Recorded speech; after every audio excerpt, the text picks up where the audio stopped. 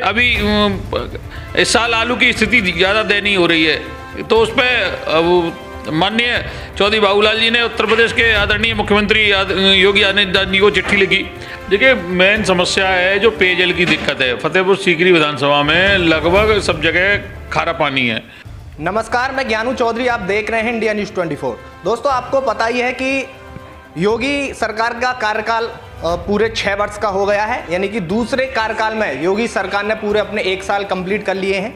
तो आज हमारे साथ मौजूद हैं फतेहपुर सीकरी विधानसभा क्षेत्र से जो वर्तमान विधायक हैं, उनके विधायक प्रतिनिधि डॉक्टर रामेश्वर जी। और आपने जो फतेहपुर सीकरी विधानसभा क्षेत्र की जनता है, बखूबी 1 साल में उन्होंने कैसा कार्य किया है क्षेत्र के लिए और विकास के लिए हमेशा तत्पर रहे हैं। बाकी 4 साल अभी बाकी हैं, तो 4 साल में उनकी क्या योजनाएं रहेंगी। अभी तक उन्होंने, वैसे तो वर्तमान जो विधायक हैं वो इसी क्षेत्र से जुड़े हुए हैं, अभी वर्तमान में विधायक हैं, उनसे पहले सांसद भी रह चुके हैं, मंत्री भी रह चुके हैं, यानी कि फतेहपुर सीकरी विधानसभा क्षेत्र की प्रत्येक जो कमी है उनसे अच्छे खासे परिचित हैं और समय समय पर उन सभी कमियों को पूरा कराने की उनकी कोशिश है और विकास भी बहुत ही अच्छे तरीके से अभी तक करा रहे हैं। जो उनका 1 साल का कार्यकाल देखा जाए तो जनता भी लगभग उनके 1 साल के कार्यकाल से खुश भी है, लेकिन बाकी जो 4 साल बचे हैं उस बारे में उनका क्या कहना है और अभी तक उन्होंने 1 साल में जो भी किया है उस बारे में क्या कहना है, सारी बातें इस इंटरव्यू के माध्यम से करने वाले हैं। तो बहुत बहुत धन्यवाद, आपने अपना कीमती समय हमें दिया। धन्यवाद। अभी आपका 1 साल का कार्यकाल हो गया है, 1 साल में आपने क्या समझा, क्षेत्र की जो प्रमुख समस्याएं हैं वो क्या हैं अभी तक की? देखिए, क्षेत्र में जिस तरीके से माननीय चौधरी बाबूलाल जी जब विधानसभा का चुनाव लड़े तो उन्होंने क्षेत्र में जनता की जो प्रमुख समस्या थी फतेहपुर सीकरी विधानसभा में कि 70-80 गाँवों में जो पेयजल की और सिंचाई की जो दिक्कत है, उसके लिए तो 70-80 गाँवों के लिए सिंचाई की कोई व्यवस्था नहीं है और उन गाँवों के लिए माननीय विधायक जी ने जनता के बीच में वादा किया और वादा करने के साथ ही साथ उन्होंने आदरणीय मुख्यमंत्री केशव मौर्य जी आए थे, डिप्टी सीएम, उनके सामने भी उन्होंने ये डिमांड रखी थी चुनाव के समय, मुख्यमंत्री जी के सामने भी रखी थी कि इस तरीके से मेरे क्षेत्र की जो जनता है उसके लिए सिंचाई के लिए कोई साधन नहीं है, एक नहर निकलवाई जाए जिससे इन लोगों की रोजी रोटी ठीक से चल पाए, खेती किसानी ये कर पाएँ, क्योंकि 450 से नीचे उनका वाटर लेवल जा चुका है। तो इस समस्या को लेके उन्होंने समय समय पर विधानसभा उठाया, अभी विधानसभा सत्र चला था, उस पर भी उन्होंने जोरदार तरीके से सदन में 2 बार इस मुद्दे को उठाया और दोनों बार सदन में 7-7 मिनट 8-8 मिनट बोलने का उनको जो मौका मिला उस पर सदन का ध्यान उन्होंने सरकार का आकृष्ट किया और सरकार को ये अपनी बात रखने के लिए उन्होंने सदन में बात रखी।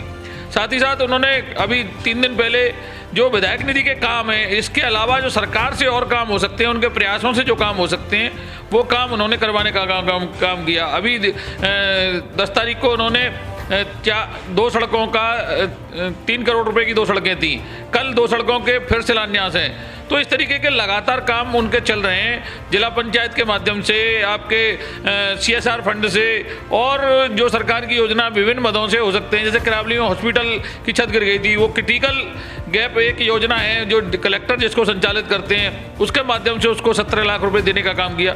तो अलग अलग माध्यमों से पैसा कहाँ से लाकर और कहाँ खर्च किया जा सकता है और जनता के बीच में उसको जनता की सुविधा के लिए कैसे उसका इस्तेमाल हो सकता है, ये सब बाबूलाल जी से ज़्यादा मैं समझता हूँ। जिले में मैं ऐसा तो नहीं कह सकता, लेकिन ये कहता हूँ कि हर समस्या का समाधान किस तरीके से होगा इसकी वानगी उनके पास, उनके दिमाग में कार्य योजना रहती है।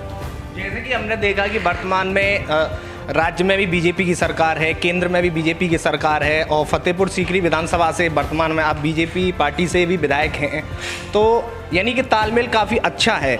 सरकार अपनी तरफ से, चाहे वो केंद्र सरकार हो या राज्य सरकार हो, सभी का यही है, दोनों सरकारों का कॉमन यही है कि कैसे भी करके जनता को हर एक सुविधा का, हर एक जो भी योजनाएं चल रही हैं उसका लाभ मिले। लेकिन इसी बात को पलट में देखा जाए तो पर्सनल आप फतेहपुर सीकरी विधानसभा क्षेत्र से ही जुड़े हुए हैं, यहाँ की समस्याओं से काफ़ी ज़्यादा परिचित हैं। सरकार का पर्सनल जो मैनिफेस्टो चुनाव के दौरान रहा, उसके हटकर अगर आप अपना पर्सनल मैनिफेस्टो की अगर बात करते हैं तो आपके अकॉर्डिंग और आपकी फतेहपुर सीकरी विधानसभा क्षेत्र में क्या क्या सुविधाएं होनी चाहिए जिनसे कि जनता को बहुत ज़्यादा लाभ मिलेगा? देखिए, मेन समस्या है जो पेयजल की दिक्कत है। फतेहपुर सीकरी विधानसभा में लगभग सब जगह खारा पानी है, नमकीन पानी होने की वजह से पीने के पानी की बड़ी दिक्कत है। उसके लिए उत्तर प्रदेश सरकार ने, केंद्र सरकार ने प्रधानमंत्री हर घर नल योजना के नाम से योजना विकसित की है, उसमें उत्तर प्रदेश का चयन हुआ है। लेकिन आगरा में भी एजेंसी तय हो गई, लेकिन एजेंसी आगरा में आई और एजेंसी ने देखा कि यहाँ वाटर लेवल खारी है और 450 से नीचे है। क्योंकि जो जिस तरीके की योजना है उस योजना के अंतर्गत 10 साल तक संबंधित एजेंसी जो भी ठेकेदार होगा उसको 10 साल तक उस योजना को मेंटेनेंस करके रखना होगा।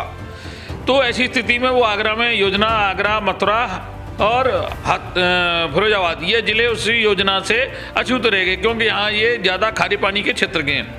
तो भारत सरकार ने इन जिलों को दोबारा दूसरी योजना में चयनित किया। अब इनको गंगा जल की योजना लाया जा रहा है। गंगा जल एटा के माध्यम से, नहर के माध्यम से लाया जाएगा और वहाँ नीचे टैंक बनाए जाएंगे और पानी लिफ्ट करके फिर टंकियों में चलेगा। फिर उसके बाद ग्रामीण लोगों को उसकी सप्लाई दी जाएगी।